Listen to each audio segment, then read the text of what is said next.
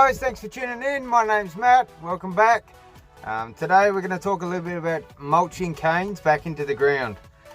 When you think about how a vine grows, it's every cell that's developed inside the plant has to come from somewhere. All the nutrients that the vine takes from the ground to develop cells comes from the ground. So when you harvest the grapes, you're actually harvesting a bunch of the nutrition that was in the ground as well, and sending that off site to be turned into wine or table grapes. The same applies with any plant, any fruit producing plant. That fruit contains a large portion of the nutrition that was once in the ground. It's been taken up by the roots and used for cell development and all the rest of that sort of thing. So anyway, one way to put some of that nutrition back in the ground is by mulching, or going over your canes with any form of mulcher really, even mower, just to break it into smaller parts and make it break down a lot quicker. You're also adding some organic matter back into the ground when you do this, which is also great for the microbial health in the soil. It's just a way of putting some of that nutrition back into the ground and not taking it away. So every time you take it away and burn it, if that's your option, not everyone has the luxury of being able to mulch, unfortunately. There are lots of alternatives, not all of them are cost effective, of course. Hiring a small mulcher to do an entire vineyard, especially if you have a large vineyard, is not necessarily a good thing. A lot of people are worried about mulching with the slasher. I've done this plenty of times, as long as you go slow and go over it twice in a low gear ratio, so there's plenty of torque. It normally works just fine. Alright, today we're going to run through some mulching, and I'll just show you how I do it. And I think it's very beneficial to put some of that nutrition back into the ground, since that we're taking so much out, especially around harvest time. Anything you can do to help the vine's general health and well-being is money well spent, basically. Even if you've got a great fertilizer program, it helps to aid in any way, shape or form. And spreadable fertilizers, foliar application fertilizers, fertigation fertilizers, none of those put organic matter back into the ground, unless you take an organic approach and use mulches and compost and those sorts of things. Will help with microbial activity, and also putting organic matter back in the ground, depending on what sort of mulch you have and all the rest of that sort of thing. But yeah, mulching your canes back into the ground is a really good idea in my opinion. Using a slasher is normally fine. If you have a large enough slasher, I used to use for that particular operation was a Jarrett off-centered slasher. It was a decent size, so it could certainly handle the stress that was being put on it, even though that it was not really appropriate for use. It didn't handle large chunks too well, which wasn't an issue in the particular vineyard that I was working at, because there was some U-type of dieback issues, so we were removing the trunks and burning those anyway.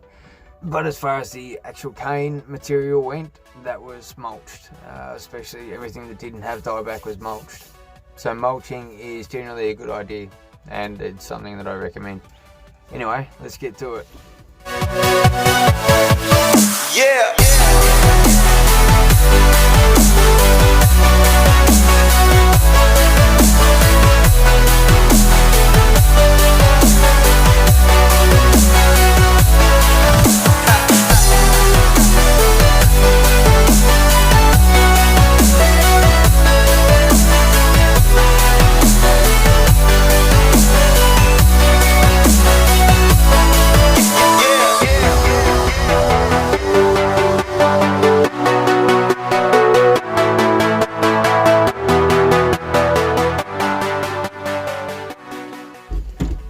So essentially the way our mulcher works is it has a series of what we call knuckles, which are large pieces of steel on a pivot point that's able to move 180 degrees.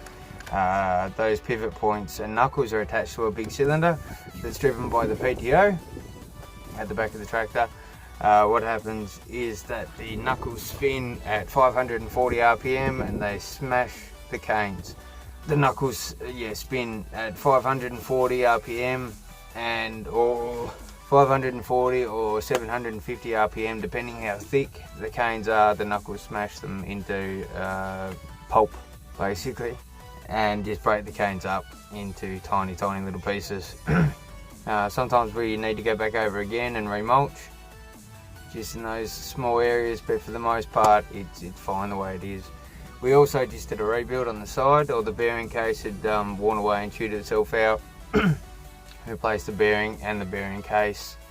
We'd redone all the bolts because this mulch master has a tendency to shake itself to pieces, so it's got brand new bolts across the spectrum. It's got new bearing on the side, a new housing around that bearing to hold it into place.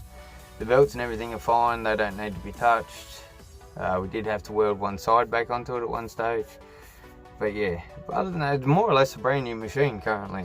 When we prune, all our material was pulled out into the center of the rows, and then we come along with the mulcher just after that and mulch the entire lot and put all that nutrition back into the ground where it come from in the first place, minus the fruit, of course. And then we replaced the nutrition that was harvested essentially and taken away to be turned into wine. We replaced that with our fertilizer program. Anyway, that's why we decided to mulch, and that's how we mulch. But you can also do it a number of different ways, and a flat deck slasher will work exactly the same way, as long as it's a tractor driven one and you take it slow and you don't have any heavy material. I definitely recommend moving the trunks out of the way at the very least, and just mulching the lighter canes. So no crowns, no thick parts of the trunk, just cordons and canes from last year, and that'll be fine. Anyway, I hope you enjoyed this video, and I hope you found it useful, and I'm looking forward to seeing you all on the next one. Please hit that subscribe button if you haven't already. Maybe leave me a like if you feel like it, and I will catch you all on the next video. Yeah.